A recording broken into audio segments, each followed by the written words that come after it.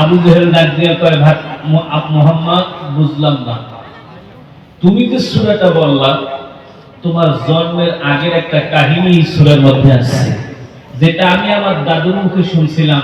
তোমার জন্মের আগের ঘটনা তোমাকে কে বলল?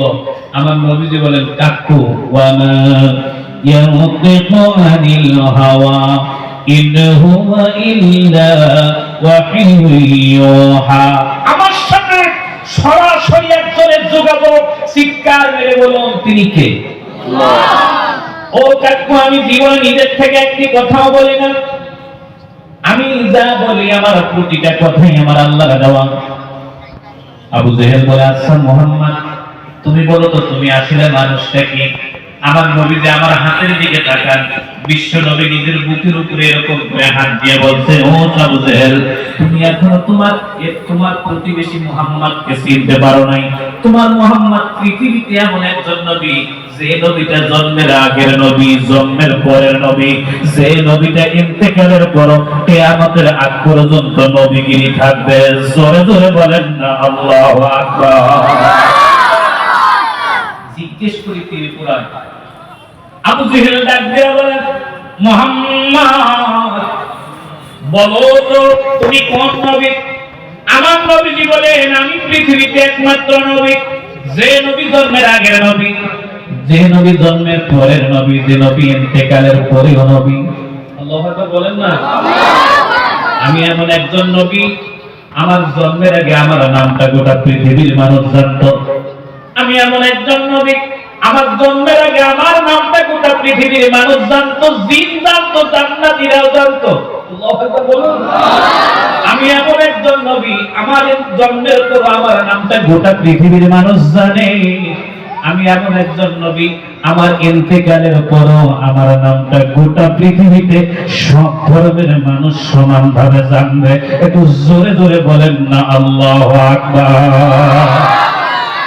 এই পৃথিবীতে এমন একজন নেতার নাম বলুন তো, যে নেতাটাকে জন্মের আগে পৃথিবীর মানুষ চেনে? আছে? একটু জোরে বলেন, আছে? আপনাদের ভারতের কোন নেতা কি আছে যাকে জন্মের আগে মানুষ চিনত? আমাদের বাংলাদেশের কোন এরকম নেতা আছে নাকি যে জন্মের আগে তাকে চিনত? গোটা পৃথিবীতে একটা মাত্র নবী, 28 পারার 11 পৃষ্ঠার 3 লাইন, পবিত্র কোরআনুল কারীমের 61 নম্বর সূরা, সূরাটির নাম সূরা আস-সাফ, আয়াত নম্বর 6। ওয়াইদ ক্বালা ঈসা ইবনে মারইয়াম, ইয়া বনি ইসরাঈল ইন্নী রাসূলুল্লাহি ইলাইকুম মুসাদ্দিকান লিমা বাইনা ইয়াদাইয়া মিনাত তাওরাত ওয়া মুবাশশিরান বিরাসূলিন ইয়াতি মিন বাদি ইসমুহু আহমদ। চিৎকার মেরে বলুন আল্লাহু আকবার। পবিত্র কোরআন সাক্ষী দিচ্ছে, হযরত ঈসা আলাইহিস সালাতু ওয়াস সালাম তার জাতির লোকগুলোকে বলতেছে, আমি তাওরাত কিতাবের মধ্যে পড়েছি আমার ইন্তেকালের পর একজন নবী আসবে, তার নাম হবে আহমদ। মেহেরবানি করে বলুন, জন্মের আগে আমার নবীজির পরিচয় ছিল নাকি ছিল না?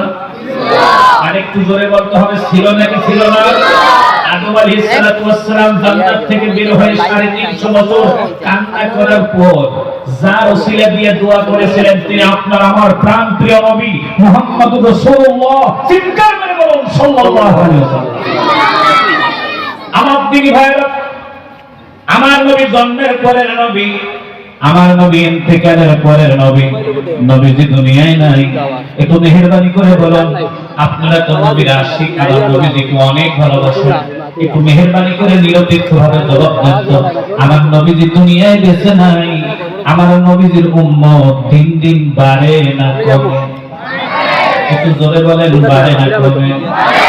আমার নবীজির রওজা মুবারকে জিন্দা, হালাল টাকা নিয়ে যদি একবার মদিনা মুনাওয়ারায় যেতে পারেন, নবীজির রওজা মুবারকের সামনে দাঁড়ায় আসসালাতু ওয়াসসালামু আলাইকা ইয়া রাসূলুল্লাহ বলে সালাম দিয়ে অপেক্ষা করুন। ভাগ্য যদি ভালো হয়, রওজা মুবারক থেকে আজও পর্যন্ত নবীজির কণ্ঠে সালামের জবাব শোনা যায়। এ আশিক রাসূলেরা, আবু জেহেল ডাক দিয়া বলে, ও ফাজিলে মুহাম্মদ, আমি তোমার কাছে ছোট্ট করে বলতেছি, শোনো, তোমার সূরা বলা হয়েছে, এখন তুমি চলে যাও। আমার নবীজি বললেন, ও আবু জেহেল, আমি যাওয়ার জন্য আসি নাই, সূরা দুটা এনেছি, দুটা বলে আমি যাব। আমার দিনী ভাইরা, আমার নবীজিকে যারা সাধারণ মানুষ মনে করে, আমি তাদের জন্য এখানে একটা কথা বলে রাখতেছি, ভালো করে শুনবেন। ওদেরকে দাঁত ভাঙ্গা জবাব দিবেন, তাদেরকে বলবেন নবীজি যদি সাধারণ মানুষ হয়, আবু জেহেল খেলে আমার নবীজি মরে না কেন? আল্লাহু আকবার বলেন না। এই আবু জেহেল নবীজি গাছের নিচে ঘুমানো, উলঙ্গ তরবারি নিয়ে নবীজিকে কোপাচ্ছে। ফেরেশতা জিবরিল নবীজির কদম মোবারকে জিহ্বা দিয়ে চাটা দিচ্ছে আর বলতেছে, ইয়া রাসূলুল্লাহ, ও নবী আমার, ওই আবু জেহেল আপনাকে হত্যা করার জন্য তরবারি উঁচু করেছে। আল্লাহ নবী জিবরিলকে ডাক দিয়ে বলেন, জিবরিল রে, জিবরাইল, আমার কদম মোবারক তুমি কেন জিহ্বা দিয়ে চাটতেছো? জিবরিল বলেন, ইয়া রাসূলুল্লাহ, ইয়া হাবিবাল্লাহ, আপনার সাথে আস্তে আস্তে হুজুর আপনার গভীর আধ্যাত্মিকতা আমাকে পেয়ে বসেছে। হুজুর, আপনাকে আমি অনেক ভালোবাসি। আপনি ঘুমিয়ে আছেন, আপনাকে আমি হাত দিয়ে ডাকতে আমার চরম বেয়াদবি মনে হয়েছে, তাই আমি একটু আপনাকে জিহ্বা দিয়ে আপনার পায়ের তালু ছেড়ে দিলাম। আমার নবীজি বলেন, ও জিবরাইল, কিয়ামত পর্যন্ত আমার গুনাহগার উম্মতেরা যদি নায়েবে রাসূল উলামায়ে কেরামদেরকে তুমি জিবরাইলের মতো করে সম্মান করে, তারা যদি নিজের কলিজা দিয়ে আলেমদেরকে ভালোবাসে, জিবরিল তুমি সাক্ষী থাকো, আমি রাসূল তাদেরকে কাল কিয়ামতের ময়দানে সাথে করে নিয়ে আমার আল্লাহর জান্নাতে চলে যাব। গভীর মনোযোগ দিবেন। আমার নবীজি জিবরাইলকে ডাক দিয়ে বলেন, জিবরাইল রে, জিবরাইল কি বলতে চাও? জিবরাইল বলছে, হুজুর, ওই যে আবু জেহেল আপনাকে মারবে। আমার নবীজি তাড়াতাড়ি করে মাথা উঁচু করে হাত দিয়ে আবু জেহেলের তরবারিটা ধরে আবু জেহেলকে ডাক দিয়ে বলছে, আবু জেহেল, কি অপরাধ করেছি বলো?